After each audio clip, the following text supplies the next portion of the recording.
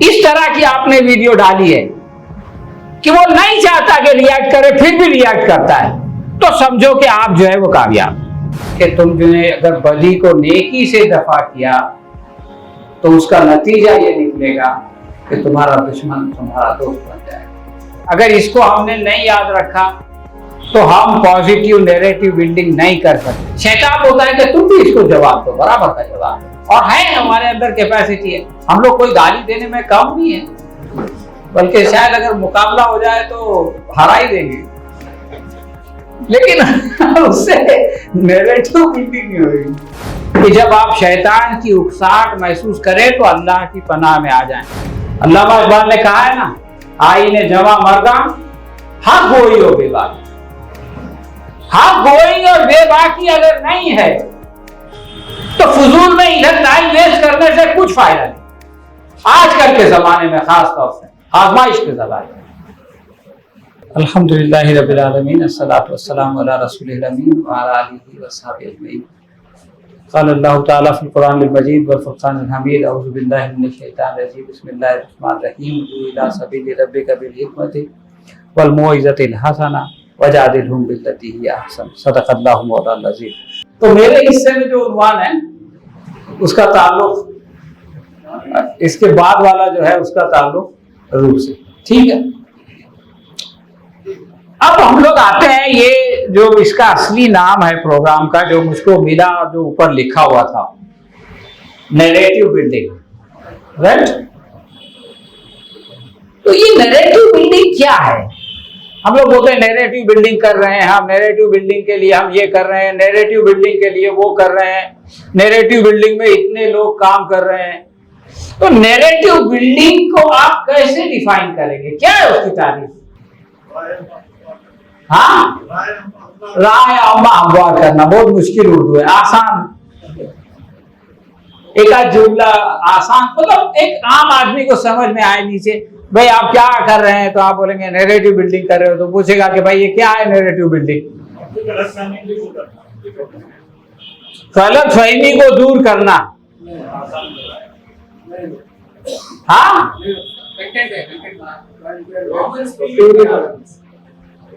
Common opinion बनाना, यानी एक ऐसी राय बनाना, एक ऐसी जो कि कॉमन हो, जिसको सब लोग सही समझ लें, चाहे वो गलत ही क्यों ना हो।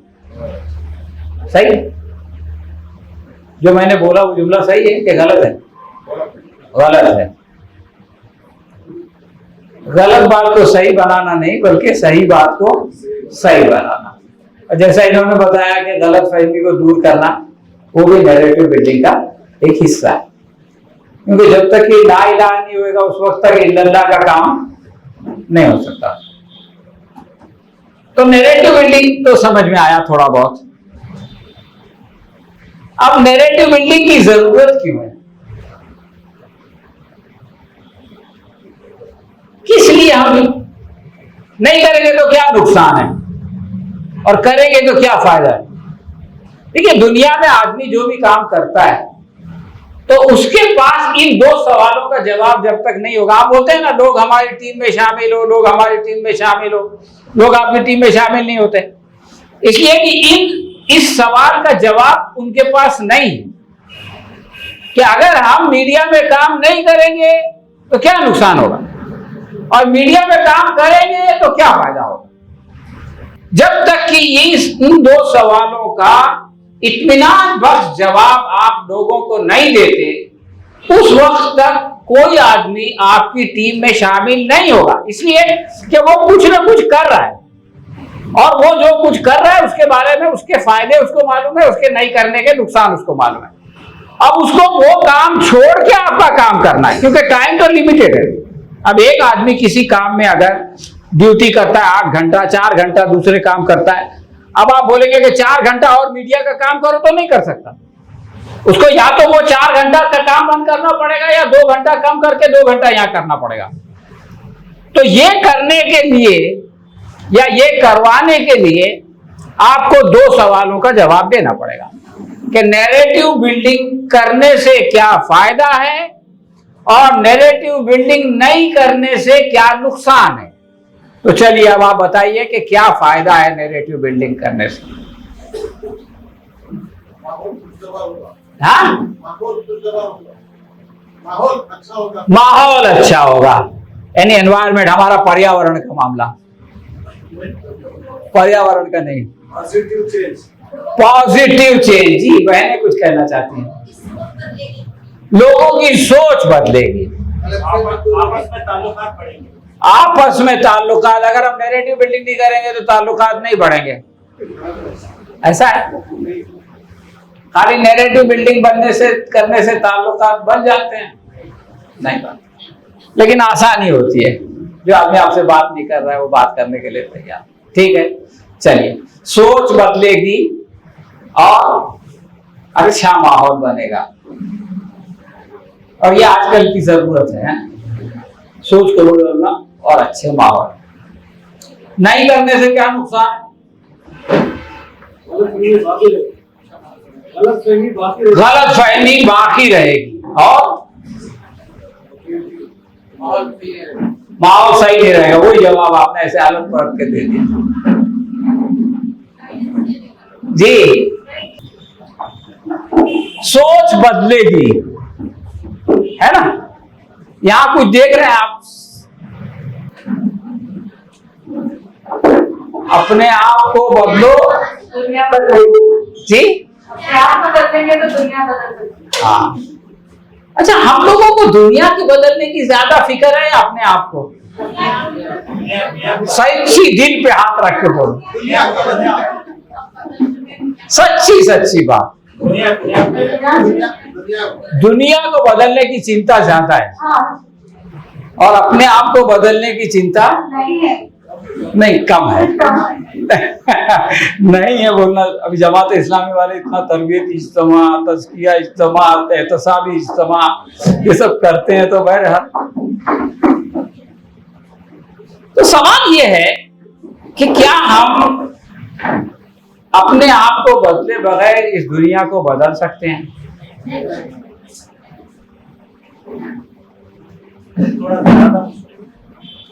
ये बोलते हैं बदल सकते हैं, लेकिन थोड़ी ज्यादा मुश्किल से। सही बात है, आप लोग सहमत हैं इनसे? हम अपने आप को ना बदलें, लेकिन थोड़ी मुश्किल से दुनिया को बदल देंगे। हो सकता है ऐसा? नहीं हो सकता है। अच्छा, अगर हो भी गया तो कुछ फायदा है? हम दुनिया को क्यों बदलना चाहते हैं?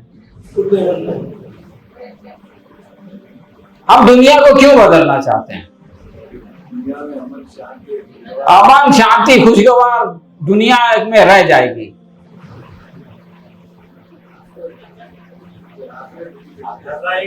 रज़ा इलाही के लिए बदलना चाहते हैं, ताकि लोग अल्लाह ताला की खुशनुदी के लिए जिंदगी गुजारें। तो अगर हमने अपने आप को नहीं बदला और सारी दुनिया अल्लाह ताला की खुशनुदी के लिए जिंदगी गुजारने लगे, तो हम कामयाब हो गए। तो ये बहुत सीरियस सवाल है और इसका बहुत ही वाज़ेह जवाब हमारे पास होना चाहिए। अब हम लोग इस टॉपिक पे आते हैं कि मीडिया के हवाले से हमको अपने अंदर किस तरह की तब्दीली लानी चाहिए। वैसे तो ओवरऑल एक तब्दीली का पूरा निजाम है, लेकिन आज चूंकि हमारा फोकस मीडिया है या नैरेटिव बिल्डिंग है, मीडिया के जरिए से नैरेटिव बिल्डिंग, तो इस पर्सपेक्टिव में हम ये देखें कि हमको अपने आप को किस तरह से बदलना पड़ेगा ताकि हम जो नैरेटिव है मौजूद उसको बदल सकें। राइट? Make sense? तो देखिए, ये कुरान मजीद की एक आयत है, बहुत मशहूर आयत है। अक्सर हमारे यहाँ इस पे दर्स होता है, तकरीरें होती हैं।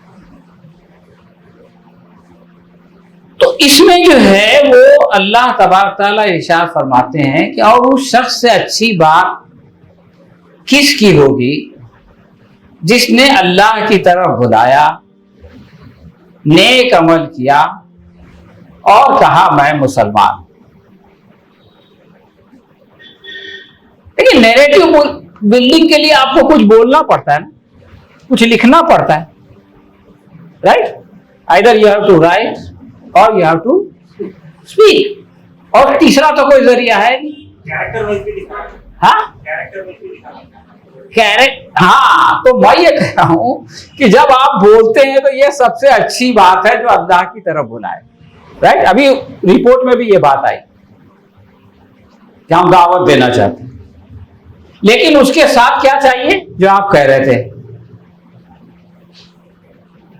दूसरा नंबर क्या है? अमीला स्वालिहन। क्या मतलब? नेक अमल करें, यानी जो नैरेटिव आप बाहर चेंज करना चाहते हैं उसके मुताबिक पहले अपने आप को ढाल लें और कहे कि मैं मुसलमान हूं। ये क्या है? इसकी क्या जरूरत है? जरूरत है या नहीं है? क्या जरूरत है?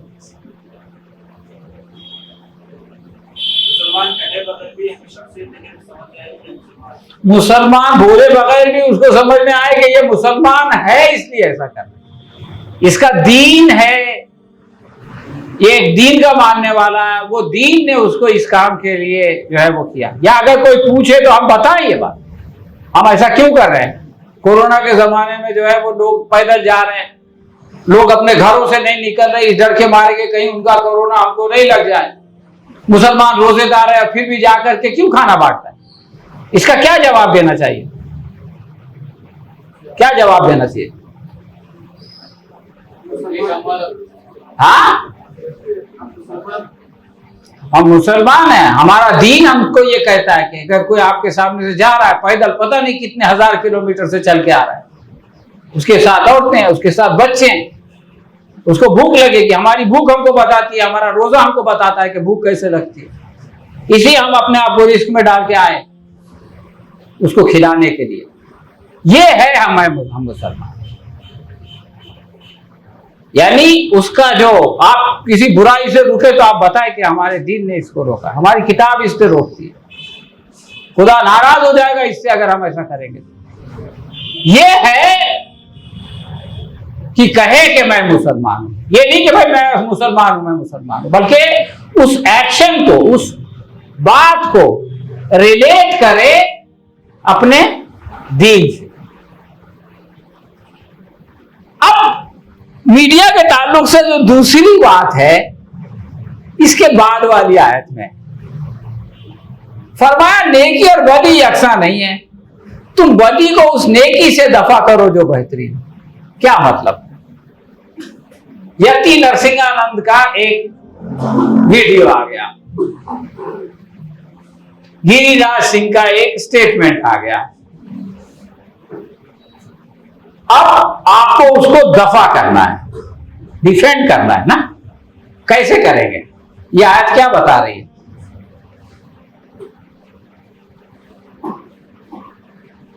ये आयत हमको क्या बता रही है? हाँ, मतलब बदी का जवाब आप बदी से नहीं दे सकते। गिरिराज सिंह जिस लहजे में बात करता है उस लहजे में आप उससे बात नहीं कर सकते। एक नैरेटिव आया था कि मुसलमान तुम्हारी कोई जगह नहीं है। हाँ, हिंदुस्तान में एक शख्स ने कहा ठीक है कोई बात नहीं, तुम्हारे दिलों में हमारी जगह। ये है कि साहब आपने जो है वो बदी को नेकी से दफा किया, या उनके दिलों में नहीं है लेकिन हमारे दिलों में तो है। हाँ, तो अगर आपने बदी को नेकी से दफा किया तो उसका क्या नतीजा निकलेगा? हाँ, कौन जिगरी दोस्त बन जाएगा? जो तुम्हारा दुश्मन था। तो हम जो शुरू में बातचीत कर रहे थे कि हम क्यों ये काम करना चाहते हैं, उसका एक मकसद क्या था?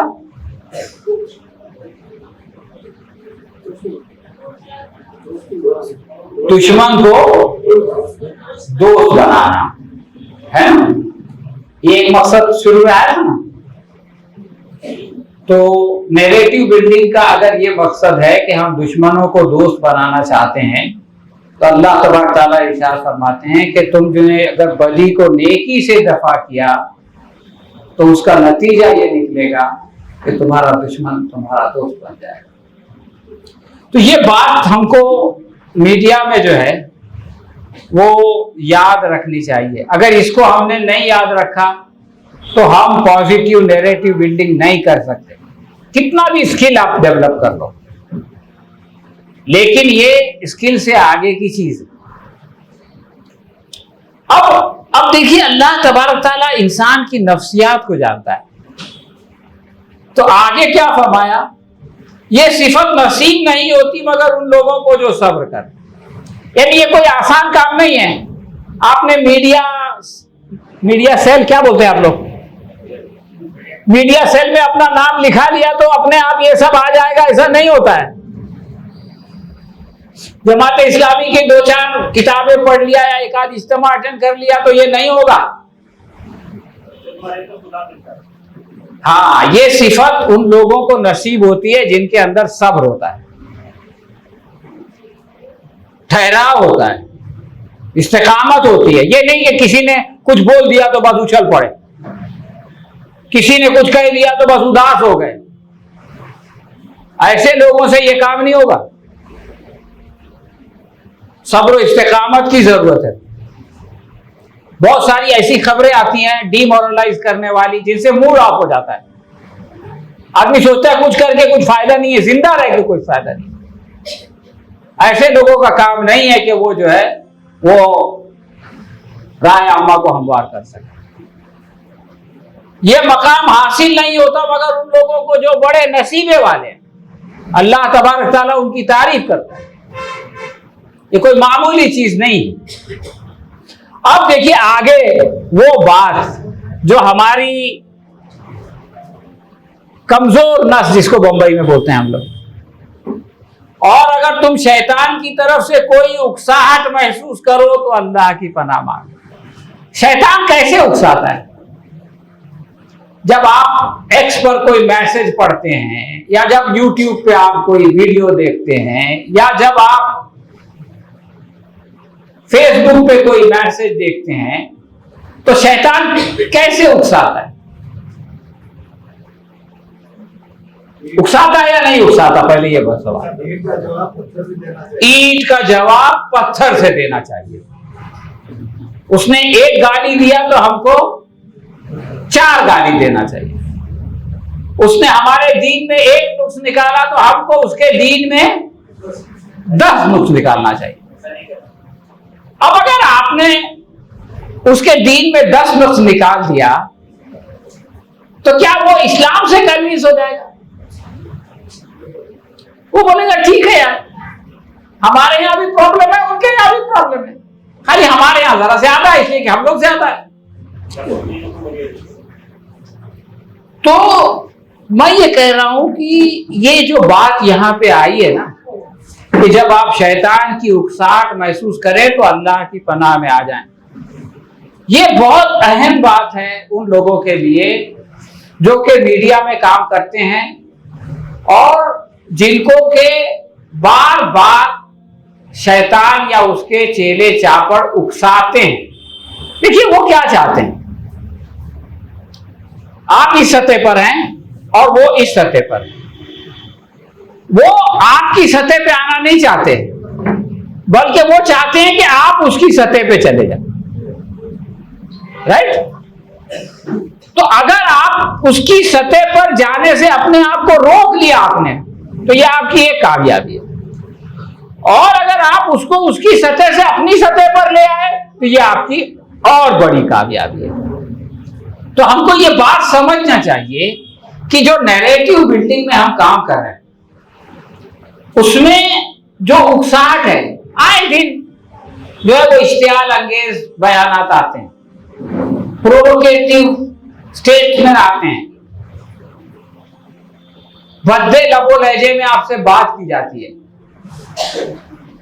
लेकिन शैतान होता है कि तुम भी इसको जवाब दो, बराबर का जवाब दो। और है हमारे अंदर कैपेसिटी है, हम लोग कोई गाली देने में कम नहीं है, बल्कि शायद अगर मुकाबला हो जाए तो हरा ही देंगे। लेकिन उससे नैरेटिव बिल्डिंग नहीं होगी, मतलब वो नैरेटिव बिल्डिंग नहीं होगी जो हम चाहते हैं। Make sense? तो उकसाहट में हमको अल्लाह की पनाह में आना चाहिए, अल्लाह ताला की तरफ पलट के देखना चाहिए, ये सोचना चाहिए कि अल्लाह ताला सब सुनता और जानता है। मैं इसका जवाब दे सकता हूं, लेकिन क्यों नहीं दे रहा हूं कि अल्लाह जानता, मैं उसको राजी करने के लिए इसको मुंह तोड़ जवाब नहीं दे रहा हूं। ये बात अल्लाह ताला जानता है। तो आपका दोस्त बोल सकता है क्या तुमने ऐसा बयान वो जवाब दिया, नरम नरम, मूड खराब हो गया तुम्हारा बयान देके, उसमें से बुज़दिली झलकती, ऐसा कुछ बोल सकता है। आप बोलो भाई देखो मैंने जिसके लिए दिया वो जानता है, मैंने तुमको खुश करने के लिए दिया।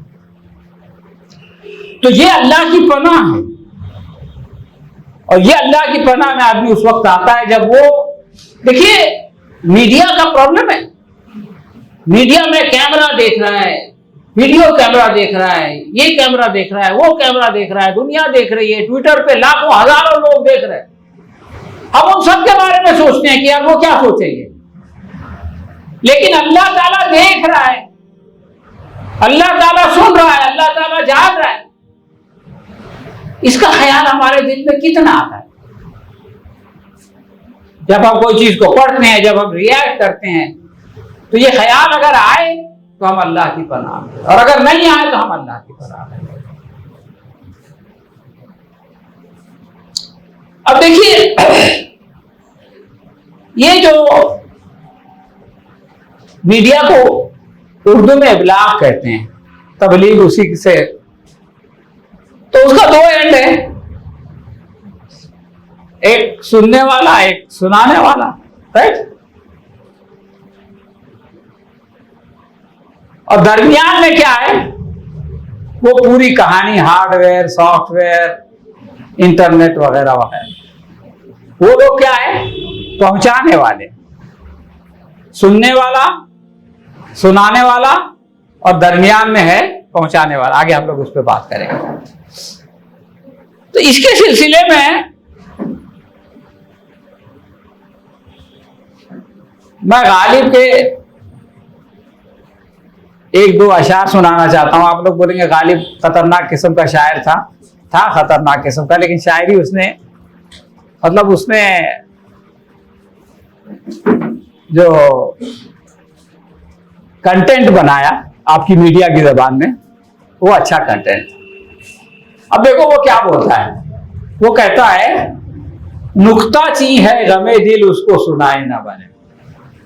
आप जिन लोगों के लिए ये ट्विटर के मैसेजेस बनाते हैं वो नुक्ताची है, वो उसमें से मेन मेख निकालता है, तो इसलिए उसको बात सुनाना मुश्किल है, राइट? तो बोलता है नुक्ताची है गमे दिल उसको सुनाए ना बने, क्या बने बात जहां बात बनाए ना बने।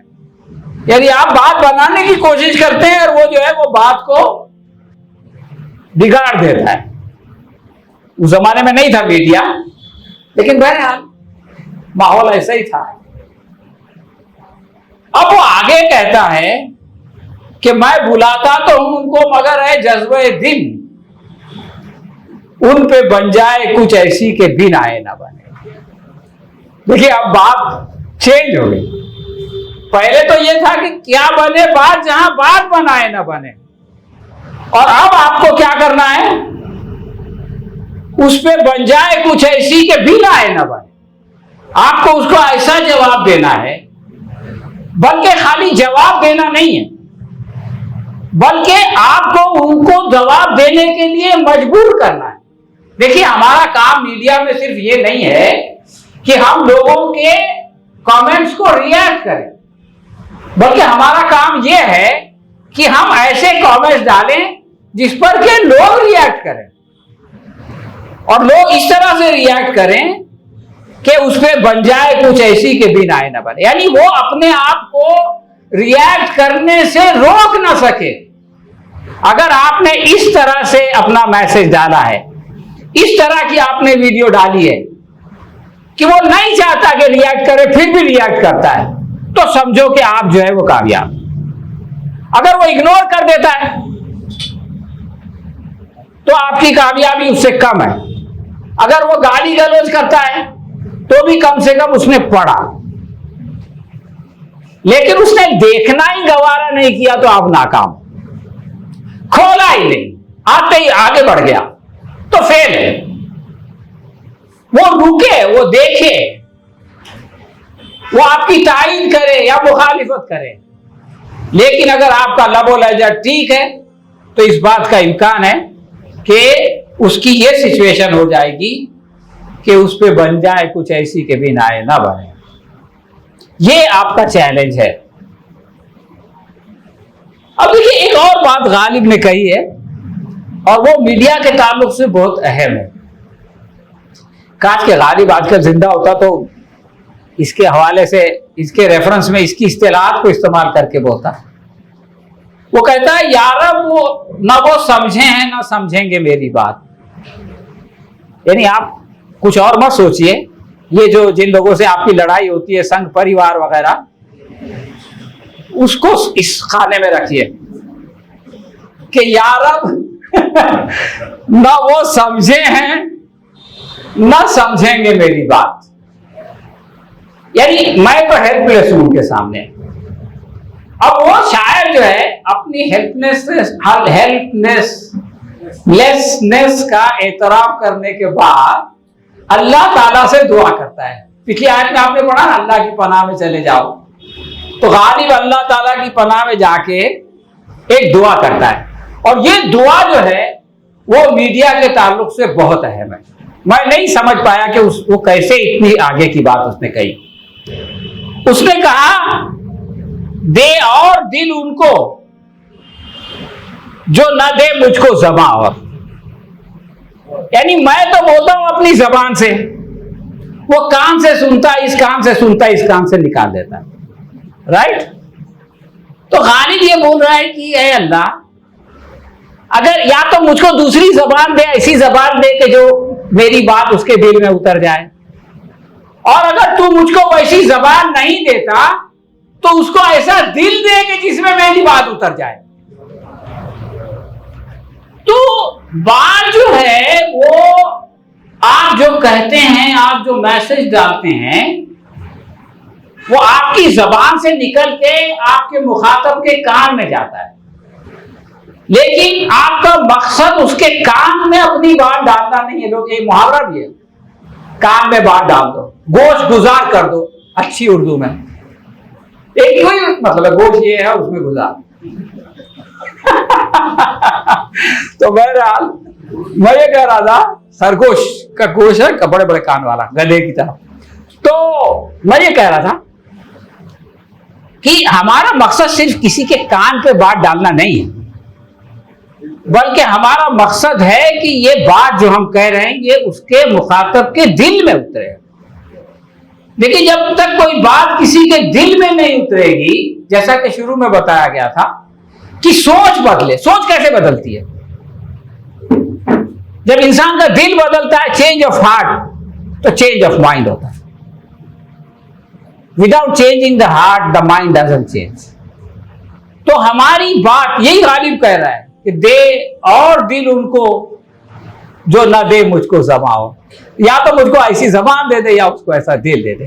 तो ये जो गालिब की दुआ है ना, ये उन मीडिया वालों को अपने सामने रखनी चाहिए।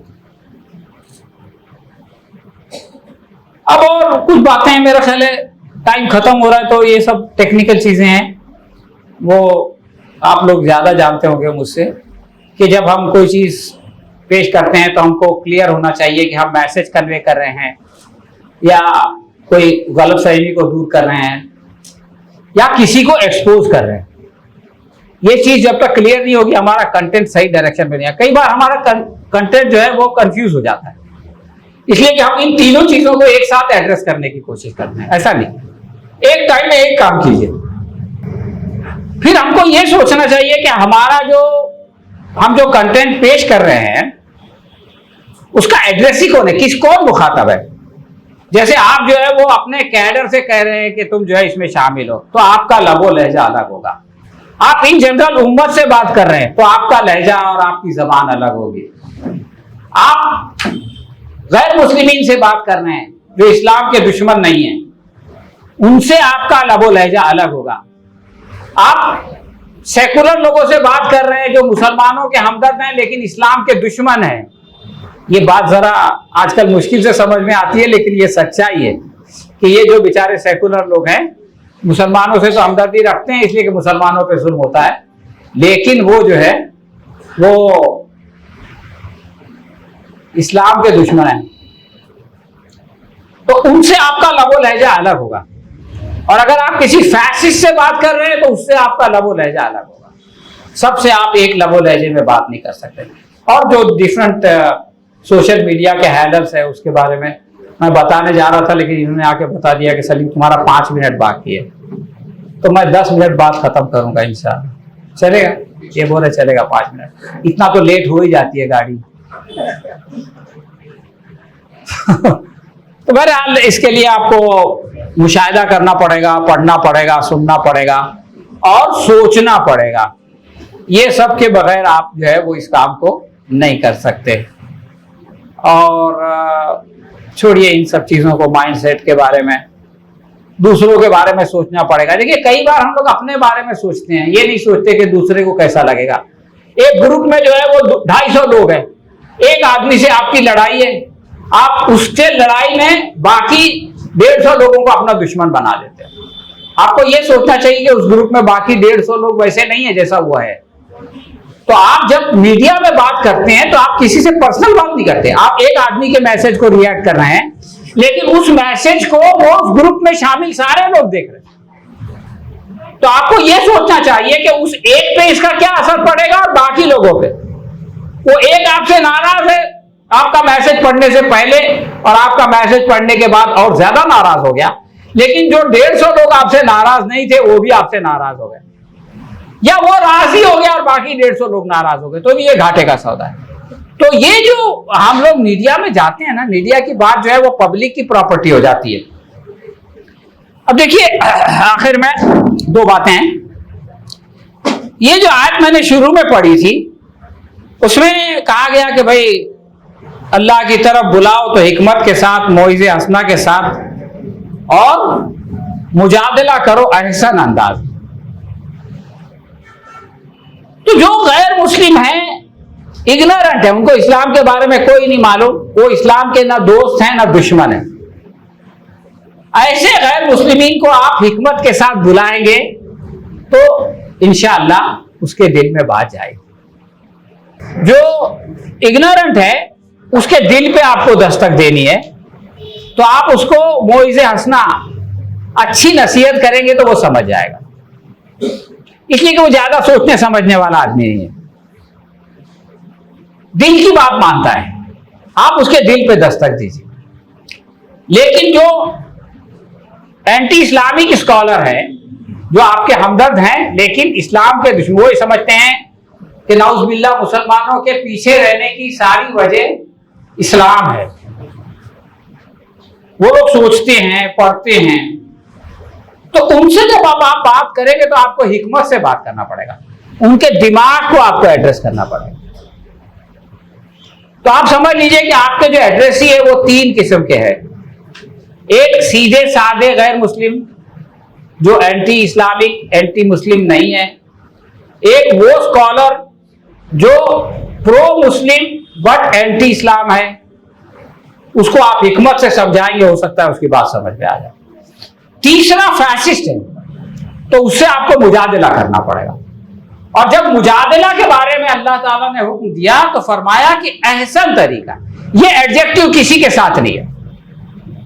हिकमत के साथ एहसन की रही, मोइज़त के साथ हसना है, लेकिन एहसन यानी एकदम सुपरलेटिव डिग्री, क्योंकि ये सबसे नाजुक है, वो आपको छेड़ता है। और इस बात का इम्कान है, जैसा कि हम लोगों ने पहले बात की, कि जब वो छेड़ता है, जब वो गाली गलौज पे उतर आता है, तो आप भी जो है तू तड़ाक पे उतर सकते हैं। तो फरमाया कि तुम मुजादला ना करो, ऐसा नहीं है, मुजादला कर सकते हो, लेकिन जब तुम मुजादला करो तो इस तरह से करो कि वो सबसे जो है वो बेहतर। तो इसका हमको जो है वो खास ख्याल रखना चाहिए। और ये कि अल्लाह ताला जानता है। हम लोग कई बार फैसला करने लगते ये तो है, ये नहीं सुधरेगा, इसका कुछ नहीं हो सकता। ये सब हमारा काम नहीं है, ये अल्लाह ताला का काम है। अल्लाह ताला लोगों के दिलों का जानता है, वो अल्लाह दिलों को बदल सकता है। हमारा काम अपनी जिम्मेदारी को पूरा करना है। देखिए, मीडिया के ताल्लुक से मैं ये कहना चाहता हूँ कि हम लोग है ना हमेशा इस पे बहुत जोर देते हैं कि ये काम की बहुत अहमियत है, इसकी जरूरत है, और फिर ये कि कंटेंट बनाना, और फिर ये कि स्टूडियो बनाना, जैसा कि आपने बताया, बहुत जरूरी है, बहुत अच्छा है। लेकिन ये जो मीडिया है आज का, ये प्रमोशन के बगैर इस पे आप कामयाब नहीं हो सकते। आप खाली प्रोडक्शन बजट बनाएंगे और कितना भी अच्छा प्रोड्यूस करेंगे, आप जो है वो मुगले आजम बना लो, आजकल मुगले आजम नहीं है, पठान बना लो, जवान बना लो, तो भी नहीं चलेगी, प्रमोशन करना ही पड़ेगा। तो जब आप प्रोडक्शन बजट बनाते हैं तो प्रमोशन बजट बनाइए। जब आप प्रोडक्शन के लिए एक्सपर्ट को लाते हैं तो प्रमोशन के लिए भी एक्सपर्ट को लाइए। ये नहीं कि प्रमोशन हम अपने दिमाग से कर देंगे। कैमरा तो अच्छा आदमी एक्सपर्ट चलाएगा, लेकिन जो वीडियो बन जाएगी उसको प्रमोशन जो है उसके लिए किसी की जरूरत नहीं है। बहुत से लोग तो उसको गलत ही समझते हैं, लेकिन मैं ये कहता हूं कि प्रमोशन जो है वो उसका बजट होना चाहिए। और आखिरी बात मैं कहना चाहता हूं प्रमोशन को एक्सप्लेन करने के लिए, तो इसमें एक प्रोड्यूसर है यानी आप है, और एक कंज्यूमर है यानी जिसके लिए आप ये बना रहे हैं। लेकिन इन दोनों के बीच में अभी इन लोगों ने एक नई टर्मिनोलॉजी डेवलप की है, वो है प्रोज्यूमर। वो कंज्यूमर नहीं है, वो प्रोड्यूसर भी नहीं है, लेकिन वो इन दोनों के बीच में लिंक है। यानी आप समझ लीजिए कि ये जो ट्विटर है या यूट्यूब है, ये एक्चुअली आपका प्रोज्यूमर है। और इसको आप एक एग्जांपल से समझ सकते हैं, उबर की एग्जांपल। देखिए, एक आदमी की टैक्सी है और एक आदमी को सफर करना है। उबर की ना टैक्सी है ना उसको सफर करना है, राइट। उबर क्या करता है? कनेक्ट करता है ना, और मुनाफे में से एक छोटा फ्रैक्शन ले लेता है। आप समझ लीजिए यूट्यूब वही है। आपने प्रोड्यूस किया, कुछ लोगों के लिए प्रोड्यूस किया, वो आपकी वीडियो को या आपके मैसेज को उन लोगों तक पहुंचा देता है। कैसे पहुंचाता है? जब आप एक वीडियो देखते हैं तो नीचे दूसरी वीडियो आती है ना, वो आपको सजेस्ट करता है कि देखो ये भी देखो, ये भी देखो, ये भी देखो। अब वो कोई इंसान नहीं है, वो क्या है? वो एक मशीन है। तो उसको ये बात कैसे समझ में आए कि आपने ये वीडियो में क्या डाला है, या आप ये वीडियो किसको दिखाना चाहते हैं? एक मशीन को आप ये बात कैसे समझाएंगे ताकि वो सही आदमी के पास आपको लेके जाए? बताइए, इस सवाल का आपको जवाब देना। आपको एक मशीन को ये बताना है कि मेरी ये ट्यूब आप फला आदमी को दिखाइए जी, हैशटैग करेंगे और रिलेटेड वर्ड सर्च में डालेंगे, है ना। इसके लिए सबसे आसान तरीका क्या है कि आप कंज्यूमर बन जाइए, जब तक आप प्रोड्यूसर है प्रोड्यूसर। अब आप सोचिए कि ये वीडियो अगर मुझको किसी और ने बनाया है और देखना है तो मैं क्या वर्ड डालूंगा।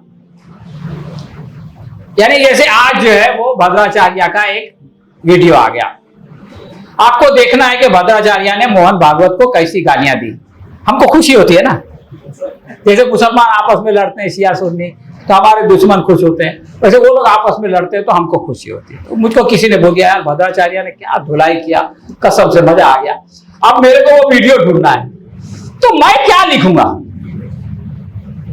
तो मैं जो लिखूंगा, अगर मैंने भद्राचार्य पे वीडियो बनाया तो मैं वो लिखूंगा। तो जाके फिर वो जो सर्च वाला है ना, अच्छा मशीन वाले को भी समझ में आ जाता है, फिर वो जो भद्राचार्य की वीडियो है उसके नीचे आपकी वीडियो लगा देगा। वो कोई दूसरी वीडियो देख रहा है लेकिन वो उसके नीचे आपको वीडियो लगा देगा। तो मैं ये कह रहा हूं कि आपको ये जो बीच वाला है ना, खाली आपको कंज्यूमर का ख्याल नहीं करना है, कंटेंट बनाते वक्त तो उसका ख्याल करना है, लेकिन प्रमोशन के वक्त आपको ये बीच वाले का ख्याल करना है। आपको उसको बताना है कि इस वीडियो में ये है, और जो आदमी इससे मुतालिक चीजें देख रहा है उसके नीचे इसको लगाओ। और खाली बताना नहीं है, वो कोई फलाही इदारा नहीं है, खैराती इदारा नहीं है, आपको उसको पैसा देना पड़ता है। आपको यूट्यूब वाले को पैसा भी देना पड़ेगा और सही हैशटैग भी लगाना पड़ेगा, तब जाके वो काम करेगा। अगर आपने पैसा दिया और गलत हैशटैग लगाया, वो सही लोगों तक नहीं पहुंचा सकता। अगर आपने सही हैशटैग लगाया, पैसा नहीं दिया, तो फ्री फंड में वो आपका काम नहीं करेगा। तो ये बात हमको जो है वो समझना चाहिए, और जब हम इस बात को समझेंगे तो इंशाअल्लाह अजीज ये जितने प्लेटफॉर्म है उन सब पर हम जो है वो अपनी चीज को प्रमोट कर सकेंगे। और जब हमारी चीज, देखिए यूट्यूब का बड़ा दिलचस्प मामला है कि वो चाहता है कि आपकी वीडियो को ज्यादा से ज्यादा लोग देखें, इसलिए कि जितने ज्यादा लोग देखेंगे उतना उसका इश्तिहार लोग देखेंगे, और जितना उसका इश्तिहार लोग देखेंगे उतना पैसा उसको मिलेगा, और जितना पैसा उसको इश्तिहार से मिलेगा उसका एक फ्रैक्शन वो आपको देगा, है ना। तो जिस तरह से उबर वाला जितना पैसा उसको कस्टमर से मिलता है, अपना मुनाफा रख के वो बाकी ड्राइवर को देता है, इसी तरह से आपकी वीडियो पर जितना इश्तिहार लोग देखेंगे और जितना रेवेन्यू यूट्यूब वाले को मिलेगा, वो उसका मुनाफा निकाल के बाकी आपको देगा। लेकिन ये आप उस वक्त इस पोजीशन में आएंगे कि जब आप उसको प्रमोट करें, जब आपकी वीडियो को लोग देखने लगे, जब आपकी वीडियो वायरल होने लगे। तो इस प्रोसेस में दाखिल होना बहुत जरूरी है, बहुत बड़े पैमाने पर लोगों तक पहुंचने के लिए। तो ये एक साइंस है और बहुत तेजी से डेवलप होने वाली साइंस है। बहुत सारी चीजें वक्त के साथ इसमें बदलती रहती हैं, और हमको जो है वो जो नई नई बातें, जो नई नई अपॉर्चुनिटीज आती हैं, उनको एक्सप्लोर करना चाहिए, उनको इस्तेमाल करना चाहिए, इससे पहले कि उसके बाद वाली नई आ जाए। आखिरी बात दोस्तों ये है कि ये जो मीडिया का बिजनेस है ना, ये कमजोर दिल वालों का काम नहीं है। अगर कोई कमजोर दिल वाला गलती से इस ग्रुप में आ गया है तो उसके लिए हाफिज मीठी का शेर है, वो यहीं से लौट जाए। ये ऐसी दुनिया है कि आपका एक जुमला, आपकी एक वीडियो, आपका एक स्टेटमेंट पलक झपकते हजारों लाखों लोगों के सामने चला जाता है। उन लोगों के सामने चला जाता है जो आपके दुश्मन हैं, और उन लोगों के सामने चला जाता है जिनके हाथ में इख्तिदार है। तो ये दलेरों की जगह है, दलेरी नहीं है, हिम्मत नहीं है, बातिल की आंखों में आंखें डाल के देखने का हौसला नहीं है, तो ऐसे लोगों का इस फील्ड में कोई काम नहीं। अल्लामा इकबाल ने कहा है ना, आईने जमा मर्दा हक गोई और बेबाकी। हक गोई और बेबाकी अगर नहीं है तो फजूल में इधर टाइम वेस्ट करने से कुछ फायदा नहीं। आजकल के जमाने में खास तौर से आजमाइश के जमाने में अल्लाह के शेरों को आती नहीं डूबाई। तो दोस्तों ये बात भी हमको अपनी गिरह में बांध देना चाहिए। हम लोग आजमाइश की बात करते हैं, इस रास्ते से भी आजमाइश आ सकती है। किसी भी रास्ते से अल्लाह की आजमाइश आए, वो जो है मोमिनीन के दर्जात को बुलंद करती है, वो जो है वो अल्लाह तबारक तआला के अजीम एहसानात का उसको जो है वो मुस्तहिक बनाती है। तो इस हौसले के साथ, इस हिम्मत के साथ अगर हम अपनी जिम्मेदारी को अदा करने की कोशिश करेंगे तो इंशाअल्लाह अज़ीज़ जो है वो तब्दीली आएगी, वो सोच बदलेगी, वो नैरेटिव बिल्ड होगा कि जो हम चाहते हैं। अल्लाह तबारक तआला की मदद और नुसरत उन लोगों के शामिल हाल होती है जो उसकी खुशनूदी के लिए इखलास के साथ जद्दोजहद करते हैं। अल्लाह ताला से दुआ है कि अल्लाह तबारक तआला आप सबकी हम सब की जो है वो मेहनतों और कोशिशों को कबूल फरमाए, हमारी कोताहियों से दरगुजर फरमाए। रब्बना तक़ब्बल मिन्ना इन्नका अंतस समीउल अलीम व तुब अलैना इन्नका अंतत तव्वाबुर रहीम व आखिरु दावाना अनिल हम्दुलिल्लाहि रब्बिल आलमीन।